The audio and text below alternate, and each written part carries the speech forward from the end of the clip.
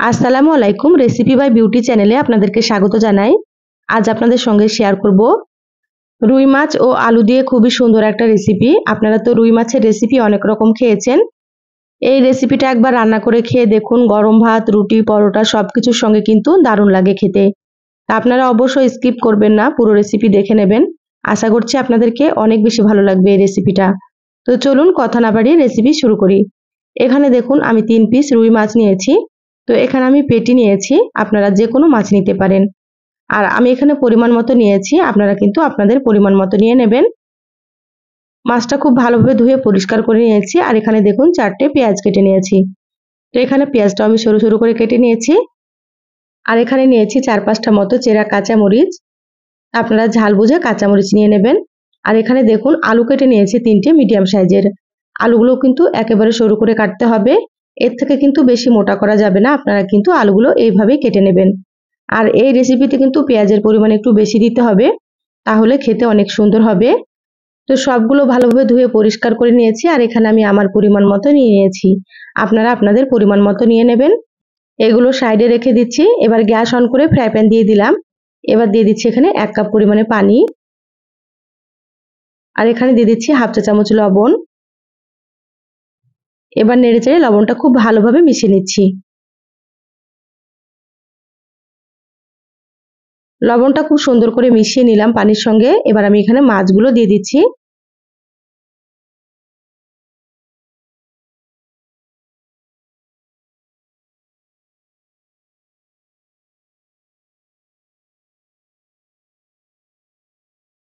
সম্পূর্ণ মাছগুলো দিয়ে দিলাম। এবার ঢাকা দিয়ে মাছগুলোকে সেদ্ধ করে নেব।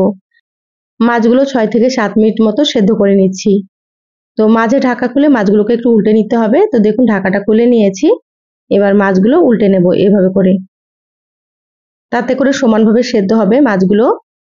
আবারও 2 মিনিটের জন্য ঢাকা দিয়ে দিচ্ছি।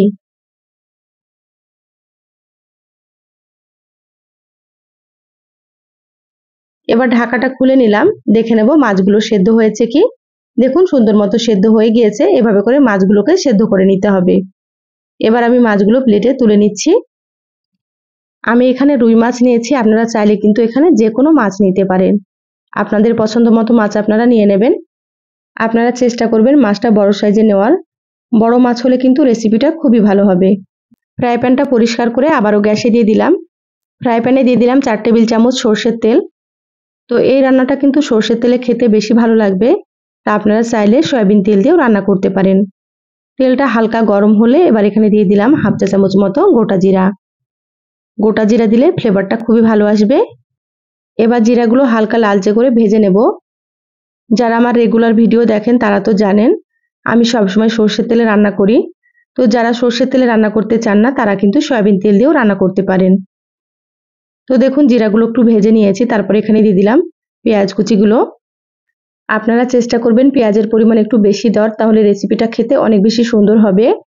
তো দেখুন পেঁয়াজগুলো নেড়েচেড়ে একটু ভেজে নিলাম, তারপর এখানে দিয়ে দিলাম চেরা কাঁচামরিচ। তা আপনারা যেমন ঝাল খাবেন সেভাবে করে এখানে কাঁচামরিচ দিয়ে দেবেন। কাঁচামরিচ দিয়ে আবারও একটু ভেজে নিচ্ছি, খুব বেশি ভাজবো না পেঁয়াজগুলো, হালকা একটু নেড়েচেড়ে ভেজে নিতে হবে। তা আপনারা দেখুন, তাহলে বুঝতে পারবেন আমি পেঁয়াজগুলো কিভাবে ভেজে নিচ্ছি। যারা ভিডিওটি ইউটিউব চ্যানেল থেকে নতুন দেখছেন প্লিজ চ্যানেলটা সাবস্ক্রাইব করে চ্যানেলের সাথেই থাকবেন। যারা ফেসবুক পেজ থেকে ভিডিওটি দেখছেন একটা লাইক দিয়ে পেজটা ফলো করে রাখবেন পরবর্তী ভিডিওর নোটিফিকেশন পাওয়ার জন্য। তো দেখুন পেঁয়াজগুলো হালকা একটু ভেজে নিলাম, তারপরে এখানে কেটে রাখা আলুগুলো দিয়ে দিলাম। আলুগুলো দেওয়ার পরে এখানে দিয়ে দিলাম হাফ চা চামচ হলুদ গুঁড়ো। এবার নেড়েচেড়ে খুব ভালোভাবে হলুদটাকে মিশিয়ে নেব আলুর সঙ্গে।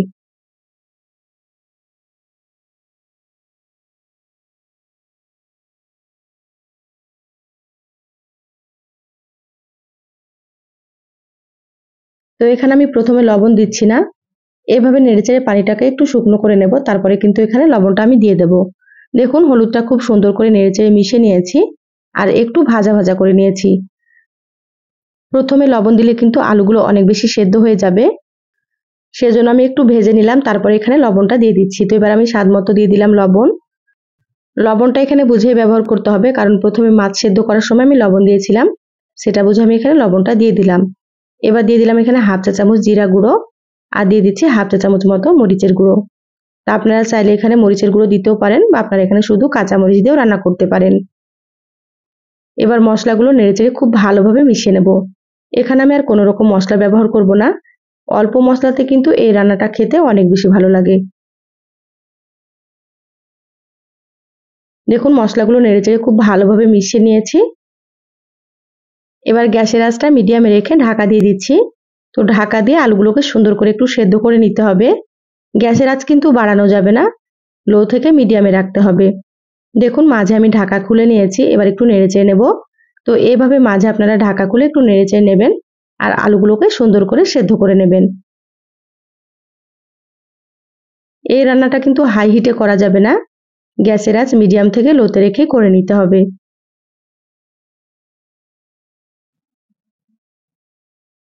খুব ভালোভাবে নেড়েচেড়ে নিয়েছি, আবারও ঢাকা দিয়ে দিচ্ছি।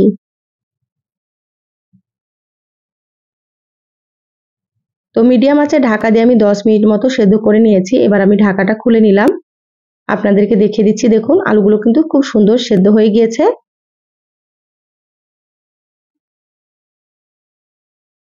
এবার গ্যাসের আঁচ মিডিয়ামে রেখে আলুগুলোকে একটু ভাজা ভাজা করে নেব। এবার ঢাকা ছাড়াই কিন্তু একটু ভেজে নিতে হবে। তো আলুগুলো ভাজা হতে থাক, এখানে দেখুন মাছগুলো কিন্তু ঠান্ডা হয়ে গিয়েছে। এবার মাছের কাঁটাগুলো বেছে নেব। তো মাছগুলো সেদ্ধ করে নিলে কিন্তু কাঁটা সুন্দর মতো বাছা হয়ে যাবে, তা আপনারা এইভাবে সেদ্ধ করে বেছে নেবেন। আর বড় সাইজের মাছ নিলে কিন্তু সুন্দর মতো কাঁটাগুলো বাছা হবে, আপনারা সেজন্য একটু বড় সাইজের মাছ নিয়ে নেবেন। মাছের একঘেয়েমি রেসিপি ছেড়ে আপনারা এই রেসিপিটা একবার রান্না করে খেয়ে দেখুন, বাড়ির ছোট থেকে বড় সকলে কিন্তু খুবই পছন্দ করবে। আর যে একবার খাবে সে কিন্তু বারবার রান্না করতে বলবে এই রেসিপিটা।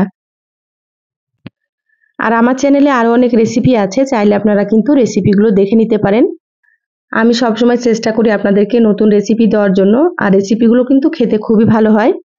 তো আপনারাও একবার রান্না করে খেয়ে কমেন্ট করে জানাবেন আপনাদেরকে কেমন লেগেছে।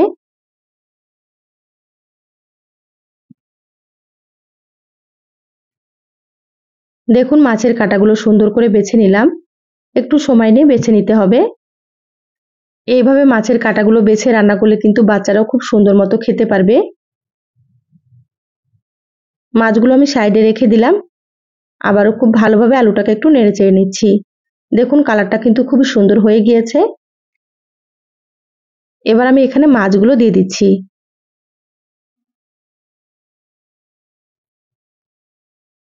আলুগুলো কিন্তু আপনারা পুরোপুরি ভেজে ফেলবেন না, একটু ভেজে নেবেন, তারপরে এখানে মাছগুলো দিয়ে দেবেন এইভাবে করে। এবার একসাথে খুব ভালোভাবে নেড়েচেড়ে মিশিয়ে নিচ্ছি। যেহেতু মাছগুলো আগে থেকেই সেদ্ধ করা আছে, তো এইভাবে মাছগুলো দিলে কিন্তু কোনো রকম বাজে গন্ধ থাকবে না, খেতে কিন্তু ভালোই লাগবে। তা আপনারা এইভাবেই দিয়ে নেবেন। এবার গ্যাসের আঁচ বাড়িয়ে একটু নেড়েচেড়ে খুব ভালোভাবে ভেজে নেব। মাছে যে পানিটা আছে সেই পানিটা কিন্তু একটু শুকনো করে ভেজে নিতে হবে, তাহলে খেতে ভালো লাগবে। আপনারা এভাবে গ্যাসের আঁচ বাড়িয়ে একটু নেড়েচেড়ে ভেজে নেবেন। এভাবে 3 থেকে 4 মিনিট মতো ভেজে নিলে কিন্তু ভাজা হয়ে যাবে। দেখুন মাছের পানিটা কিন্তু শুকনো হয়ে গিয়েছে আর সুন্দর মতো ভাজাও হয়ে গিয়েছে। দেখুন কালারটা কিন্তু খুবই সুন্দর হয়েছে। এইভাবে করে ভাজা ভাজা করে নিতে হবে। এবার আমি এখানে দিয়ে দিচ্ছি হাফ চা চামচ মতো ভাজা জিরা গুঁড়ো।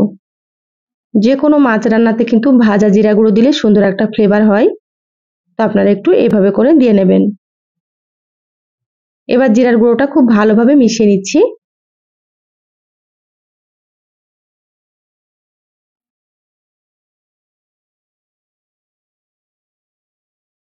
খুব সুন্দর করে মিশিয়ে নিয়েছি, রান্না হয়ে গিয়েছে। এবার আমি গ্যাস বন্ধ করে দিচ্ছি।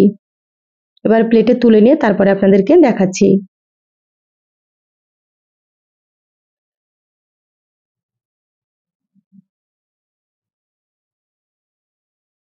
দেখুন সম্পূর্ণ প্লেটে তুলে নিয়েছি, আর কতটা সুন্দর হয়েছে দেখতে দেখুন। মাশাআল্লাহ খেতে ভীষণ ভালো লাগে। আপনারা গরম ভাত, রুটি, পরোটা সবকিছুর সঙ্গে এটা খেতে পারেন। মাছ আর আলু দিয়ে এই সহজ রেসিপিটা আপনাদেরকে কেমন লাগলো চ্যানেলের কমেন্ট বক্সে জানাবেন। ভালো লাগলে একটা লাইক দিয়ে ভিডিও শেয়ার করে দিবেন। সবাই অনেক বেশি ভালো থাকবেন, সুস্থ থাকবেন। ধন্যবাদ সবাইকে। আল্লাহ হাফেজ।